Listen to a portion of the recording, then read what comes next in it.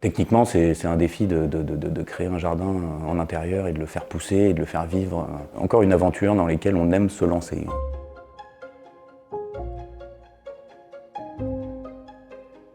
Je suis Jules Fourtine, je suis co-commissaire et co-scénographe de l'Espace Monte Cristo. Je m'occupe à la fois de travailler sur la scéno et le commissariat avec Pauline, et ensuite je bascule pendant le montage sur la régie et sur l'installation des œuvres. C'est l'aboutissement de la visite, c'est notre conclusion de l'exposition pour évoquer l'universel chez les individus et pour donner un aperçu de ce que peut être la construction d'un jardin intérieur.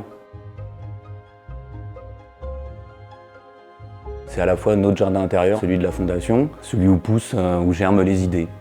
C'est une belle conclusion pour l'exposition parce qu'on passe de la nature à la vie sociale, à la vie intime et on s'est dit que ouais, c'était beau de finir par quelque chose de plus personnel et de vert et de joyeux quand même.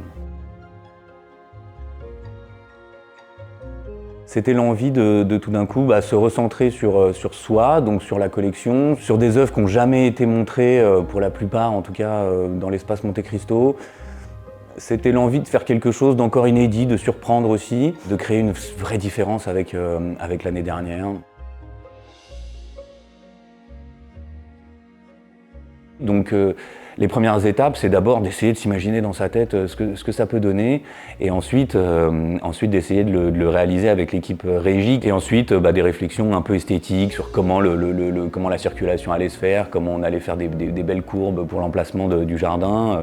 Tout s'est fait un petit peu au fur et à mesure. C'est souvent comme ça que ça se passe, de pas forcément tout anticiper, et de se laisser aussi le choix et la possibilité d'avoir des nouvelles surprises et de les suivre, et des nouvelles envies en cours de route. Ça a été au fur et à mesure plein de problématiques qui sont soulevées et comment y répondre et comment trouver un compromis entre ce qui était possible avec la circulation du public, avec la visibilité des œuvres, avec la visibilité des textes, tout en mettant une ambiance et en y allant à fond dans cette ambiance-là. Et donc ça a été plein de bricolage inédit. On a dû faire monter une évacuation d'eau, une plomberie en cachant les tuyaux derrière la niche de Jean-François Fourtou en dessous. Ça a été un défi pour tout le monde parce que quand on installe justement de l'arrosage automatique, il y a des problématiques d'étanchéité qui ont été vraiment une angoisse pour moi pendant un petit bout de temps. On voulait pas que ce soit un jardin, on voulait que ce soit vraiment un jardin intérieur, donc c'est censé être quand même le reflet d'un esprit. Donc le noir a été choisi pour ça, mais c'est vrai que ça a été compliqué parce que par exemple on a repeint la salle au tout dernier moment, juste avant que les végétaux soient installés. Il a fallu choisir si la lumière allait se refléter dans la peinture, donc si c'était du mat ou pas. Est-ce que ça allait être abîmé par l'humidité?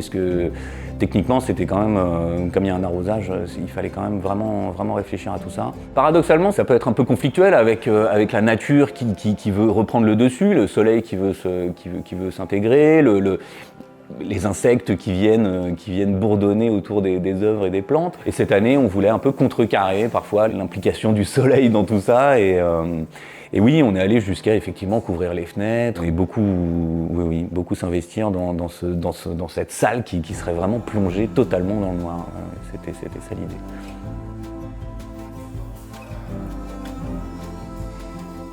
Alors au niveau des plantes, on travaille depuis longtemps avec Horticulture et Jardin qui nous fait nos patios. On dessine un petit peu les scénographies et eux ils viennent apporter les végétaux. On les laisse nous faire des propositions. On se réunit d'abord avec Horticulture et Jardin sur place, qui nous donne des conseils, des astuces autour de ce que peut amener des végétaux à petite échelle, à plus grande échelle, les hauteurs. On a beaucoup travaillé sur les hauteurs. Comment camoufler un petit peu toute la technique aussi derrière tout ça. Horticulture et Jardin, quand ils débarquent, c'est 2 jours, super efficace. Ils ont installé ça rapidement. On a fait des modifications en cours de route, en essayant de rajouter de la mousse, en essayant de créer des espaces un peu différents, en ajustant un peu l'arrosage automatique à certains endroits, de faire passer les tuyaux à tel ou tel endroit, pour aboutir à ça. Ouais. Au jour le jour, il faut passer un coup d'épuisette dans le bassin, il faut voir si le moteur du bassin tourne toujours, il faut voir si ça baigne pas dans l'eau à certains endroits, s'il n'y a pas de fuite un peu partout. Parce qu'il y a une humidité, il y a la chaleur du public aussi qui change vachement les choses. Donc on va essayer de gérer aussi les saisons en fait, parce qu'une exposition qui dure 7-8 mois, tu as plusieurs saisons, plusieurs températures, plusieurs choses comme ça, ce qui n'est pas du tout le cas d'habitude dans des expositions qui durent un mois ou deux. De toute façon, des végétaux, ça s'entretient, ça se bichonne, donc, mais comme les œuvres, donc on n'est pas, on n'est pas surpris.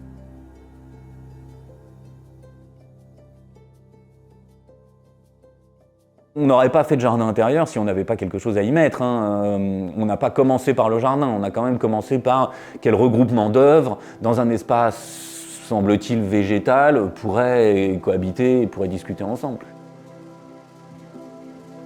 Donc on a épluché ce qu'on avait dans la collection, on a regardé les dialogues qui pouvaient être faits, on a regardé ce qui marchait bien dans la végétation, en prise avec les végétaux, ce qui pouvait donner l'impression de vivre dans un jardin, d'évoquer les pensées fugaces, d'évoquer l'idée qui jaillit. Et puis parfois un côté sombre aussi du jardin intérieur en fait, des monstres dont on ne sait pas quelle origine, où ils sont, dont on ne sait pas s'ils sont gentils ou pas, bienveillants ou pas. Comme l'œuvre de Filiatro, où on a un doute au début, alors qu'en fait c'est une limace bienveillante qui protège la nature. Cette œuvre d'Antonella Zazzera, on l'a déjà exposée il y a quelques années. Ça a été une des premières où on s'est dit c'est l'occasion vraiment de la sortir et de la mettre dans les meilleures conditions qui soient pour la voir. Je dirais une cascade, les enfants la prennent pour un grand toboggan, les adultes un peu plus pour une cravate. Moi je suis plus toboggan. Quand on a pensé à la salle, c'était aussi de se dire est-ce que ces œuvres-là, elles évoquent pas quand même l'émergence d'une idée ? Les nénuphars émergent de l'eau, les plumes sont censées voler au vent, mais avec l'écriture qu'il y a dessus, la plume et l'écriture, c'était ce qui me paraissait essentiel aussi dans le début d'une idée. Et le rayonnement d'une idée qui jaillit, ça nous parlait pas mal. Donc c'était aussi propice et assez cohérent de la mettre dans ce jardin intérieur.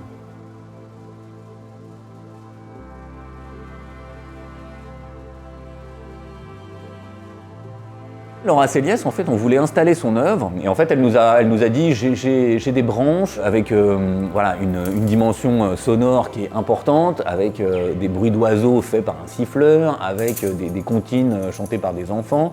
Une installation un peu compliquée et un peu totale, avec beaucoup de participants dans la création de cette œuvre-là. Ça nous paraissait intéressant d'accepter sa proposition de prêt, en tout cas, et de l'intégrer dans l'installation, cette œuvre de Laura.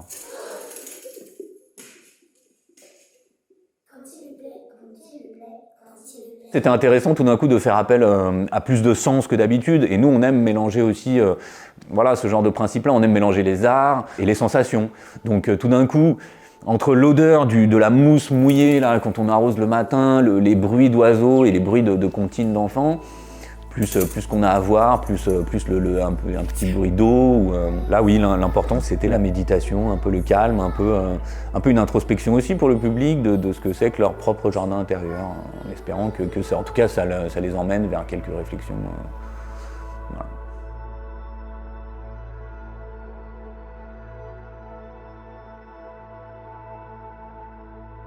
Depuis 2018, on a de cesse de vouloir amener de la verdure à droite à gauche dans l'espace Monte Cristo. Il y a une envie de casser cette ambiance de béton.